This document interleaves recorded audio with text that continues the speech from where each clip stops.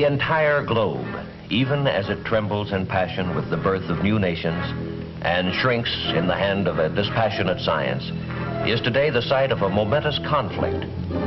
As each side attempts to prove to the world the superiority of its position, the conflict is fought with the words of diplomats, with gestures of friendship and help to uncommitted countries, even with cultural demonstrations. It is fought indeed on every level of man's experience, for the stakes are high. As one of the adversaries in the conflict, we see a challenge as great as any in our historic past. A challenge not, we hope, to be met and joined in battle, but to be faced and fought in the hearts and hopes of men. It is the challenge of ideas.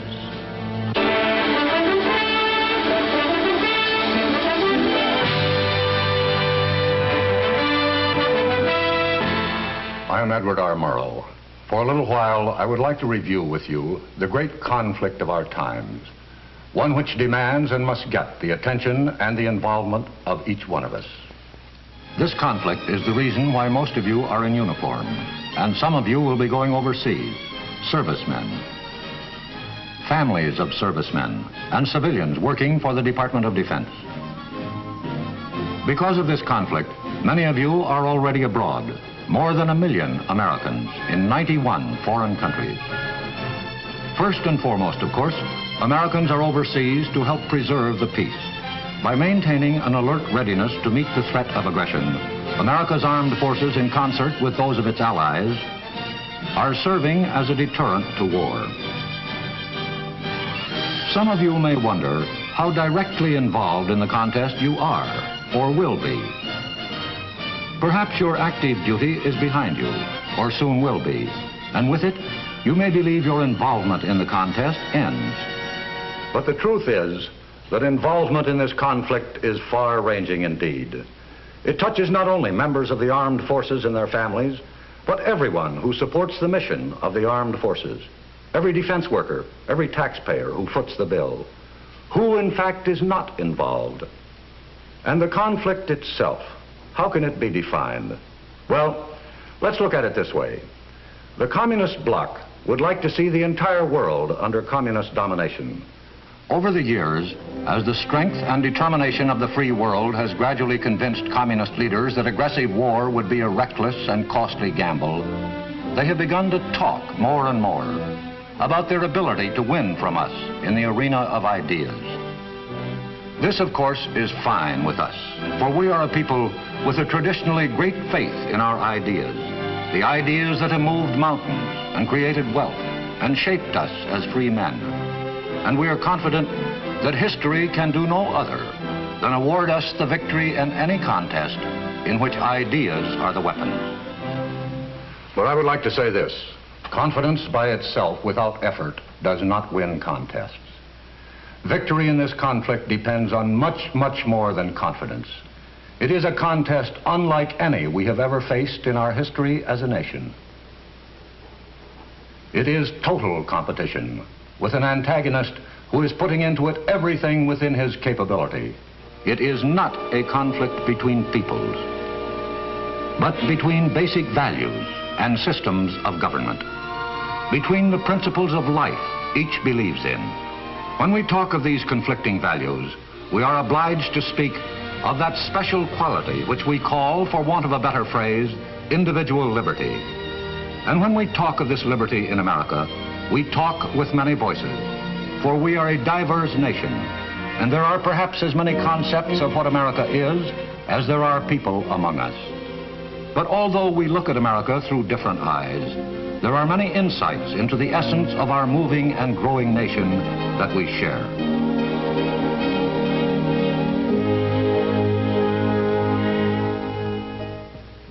I'm John Wayne.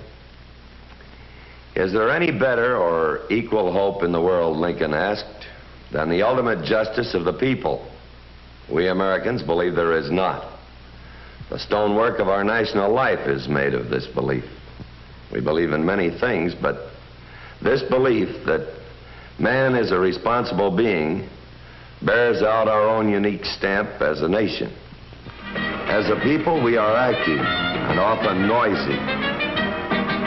We are industrious, oftentimes to the bafflement of ourselves and our friends. We relax as hard as we work.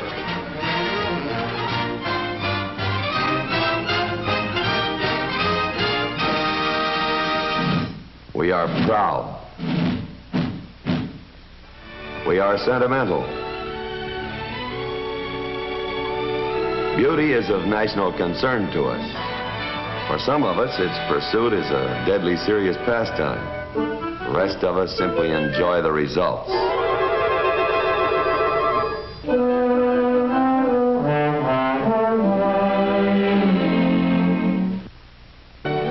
Some of our national spirit shows up in the monuments we erect, the large ones and the small ones. It rings through the music which animates us.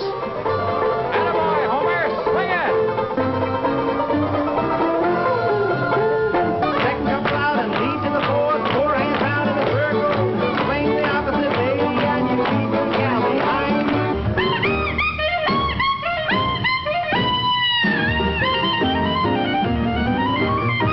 Jerry dodged that bullet and he stomped the deck. Stomped my balls till I wanted to scream.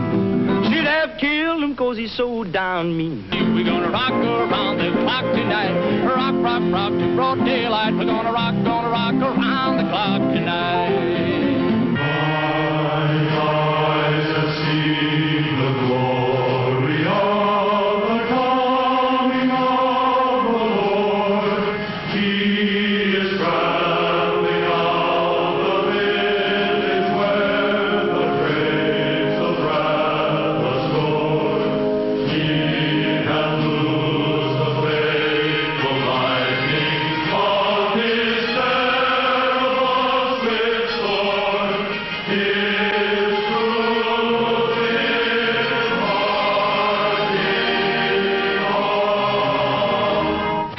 We have, on occasion, some difference of feeling.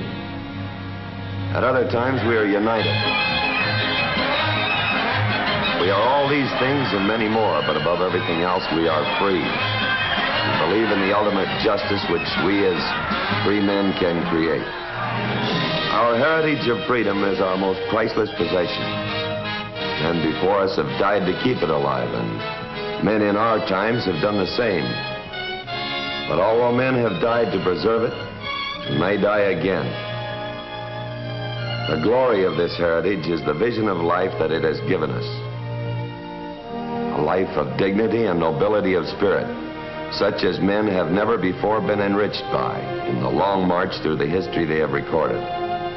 There is a phrase which recurs in our national documents, the literature of our story as a people, which points to the source of our belief in individual freedom, and defines perhaps better than any other the nub of the conflict between the opposing systems of values which sweep the world today.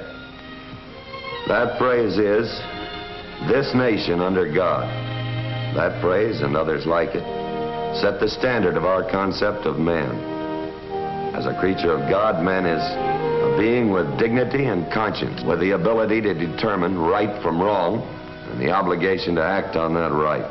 From this belief in man as a responsible being flow the beliefs in his other qualifications which we accept, usually even without bothering to think about them, as parts of that vague condition which we call the American way.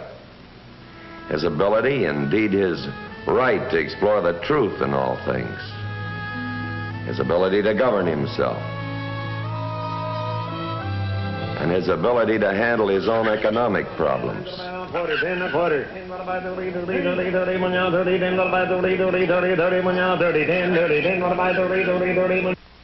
The opposing point of view in this conflict rests on a fundamentally different vision of man. As a creature not of God, but of the state. In this system, the value of individual man diminishes sharply, and the state is all important. The state will run his life for him, his political life, his business life, his social life. What we oppose fundamentally is the aggressive nature of the communist state. its unceasing effort to expand wherever it can, to grow bigger, to take over, to supplant. This deadly impulse toward aggression we oppose as a continual threat to peace. These are the contrasting points of view between the major antagonists in the conflict which has become known over the last decade as the Cold War. For an appraisal of this continuing and protracted conflict, we can go to a reporter who has watched the growing conflict with the perception of a trained military observer. I am Hanson Baldwin. I have here the policy statements of each of our services on the contest we're engaged in with the communists. What they boil down to is this. It is a contest for the minds and hearts of people around the world, all people. The areas in white on this map represent the part of the world composed of ourselves and those who share our beliefs. The communists seek constantly to win an advantage in the minds of the people here and to separate us. The black portion of the map is the communist-dominated part of the world controlled by the Soviet Union and the Chinese Communist regime. And of tremendous importance is that part of the world which is attached to neither camp, the uncommitted nations of the world, represented in gray on the map. For the most part, these nations are absorbed with their own problems. Either they are newly independent after years of domination by a foreign power, or they are still seeking independence. A strong tide of nationalism sweeps over this part of the world, and with it, a mistrust of anything they feel is associated with the old ways of colonialism. They are not committed to either side in the conflict. Our own policy toward them has been one strictly of watchful, non-intrusive friendship, giving help when help is asked for, but otherwise keeping hands off their internal affairs.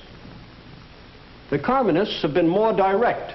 Their local party members have not hesitated to exploit to their own advantage the passions that smolder in these new states, and to identify themselves in the minds of the people there, whenever possible, with anti-colonialism, and us with its opposite.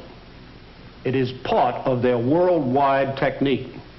How do our military services adapt themselves to this conflict, in which perhaps no gun may be fired?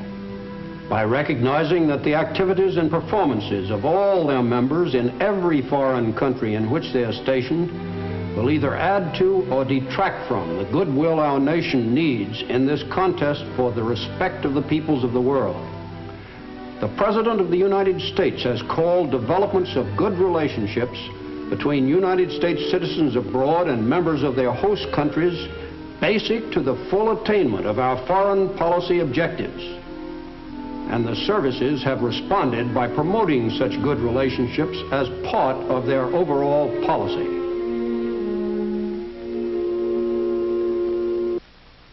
The communists initiated the Cold War for the same reason they would have started a hot war had that been feasible, or would now, should they ever decide that the free world was weak enough for them to risk it.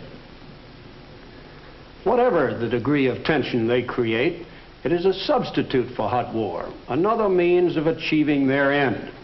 And their end, of course, is world conquest, short of war if possible. World conquest by actions short of war. Actions that are political, economic, and ideological. How do the communists apply these three methods? First, we will consider the political method and the techniques the communists use when they attempt to acquire their objectives in this way. We would do well to consider the success the communists have had by using the political method alone. As you will see from the black area on this map, they have expanded between 1940 and 1954, took over 15 countries, totaling 714 million people. Since 1954, there have been major internal disruptions in 9 additional countries outside the Iron Curtain. Now, how do they go about applying this political method? The communist coup in Czechoslovakia in 1948 provides us with a blueprint of the ideal formula for political conquest, which includes taking over a country without outside intervention. Destruction of its parliamentary form of government. Murder of its democratic leaders when necessary. Rigged elections with only the communist candidates on the ballot. Once the penetration is complete, all this is backed by the naked force of military occupation. By such devices, the Soviet Union turned its neighboring states into satellites, political and economic puppets. In China, political action was cruder, but no less effective. Here, it was political action by conquest.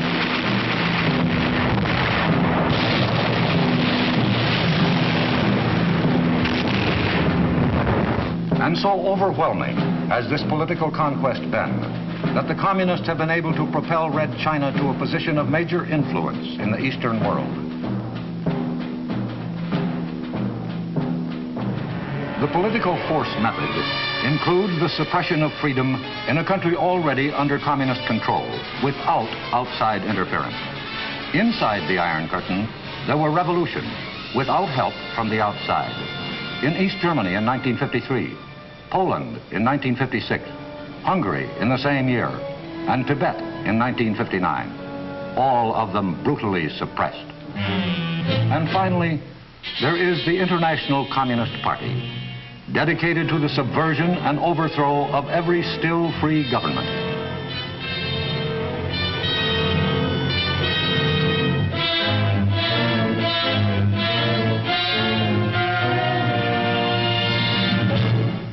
Where the political method may not prevail, there is always the economic method.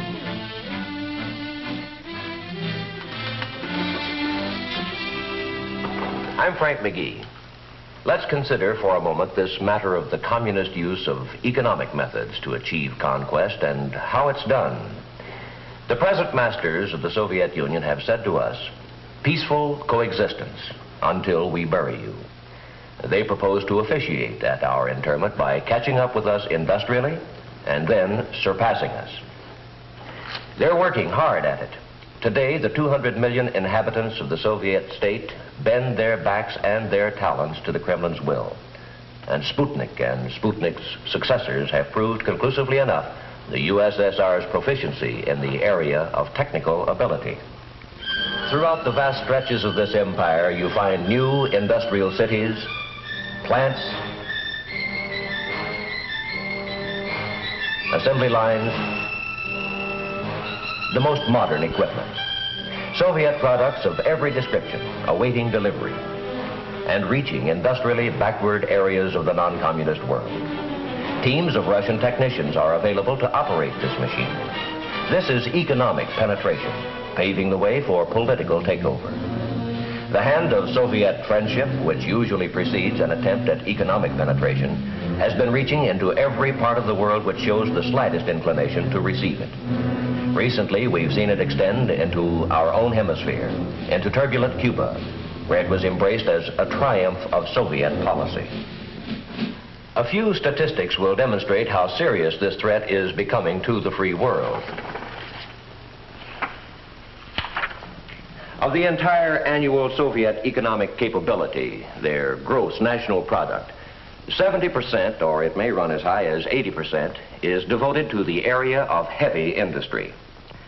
The U.S. and free world share of gross national product devoted to the same area is certainly not much more than 20%.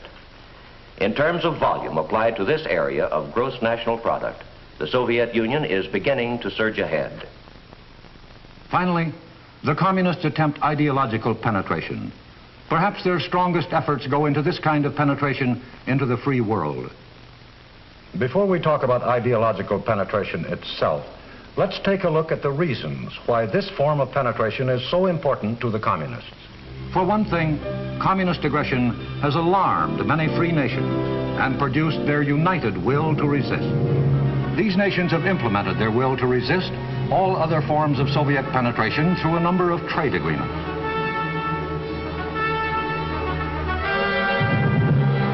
The United States and other industrially strong nations of the free world are actively promoting better living conditions all over the world. This has the effect not only of helping these countries to improve their industrial and economic position, but also of providing a defense against communist intrigue, which flourishes in depressed economic areas.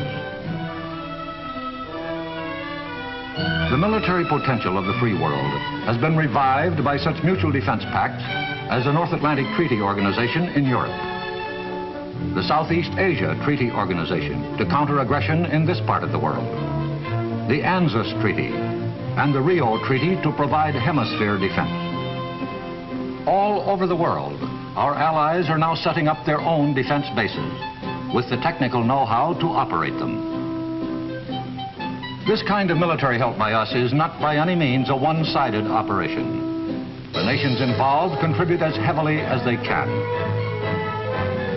No less valuable are the morale and friendly relations being generated between servicemen of all the participating countries in joint training programs, demonstrating their respective skills to each other. They crossed the language barrier to comradeship. This banding together by nations with a common purpose has produced strength not only in the military and economic fields, but in the moral, spiritual values as well. At a meeting of the NATO Atlantic Congress in 1959, a statement was adopted which called attention to the moral unity binding the member nations. This document recognizes respect for human dignity as the inalienable basis of civilization. Among the fundamental rights of man specifically named are respect for the sanctity of human life, the right to freedom of speech, of conscience and religion, of opinion and belief, the right of every man to work and to receive his just reward, the right of the family to stability, and the right of parents over their children and their education. In all these ways, economically, militarily, morally, the world outside the communist orbit slowly draws itself together. The practical communists appraise this consolidation of free world defenses. It confronts them with a serious deterrence to their world ambitions. Hence, they must destroy Allied unity, or at least weaken it. How? Well, here we return to the subject of ideological penetration. For if all other forms of penetration don't work, if the united strength of the non-communist world makes political penetration unfeasible and economic penetration unsuccessful, if cultural penetration does not do the job, the communists can always hope to succeed by resorting to ideological warfare against their strongest opponent, meaning us. Americans go home. Wall Street warmongers, down with American imperialism. Peace, yes, peace, their propaganda screams. On communist terms, naturally. Inside the free world, communists and their sympathizers seek to foment suspicion and distrust of our motives, even attempt to influence our allies to eliminate our overseas bases, which are protecting them as well as us. Their mediums of mass communication are tireless in vilifying us as a nation and as individuals, such as depicting you as a brute and a ravager. Is there a chance that the communists will succeed? Is there a possibility that our allies will accept this malicious perversion of us and everything we stand for?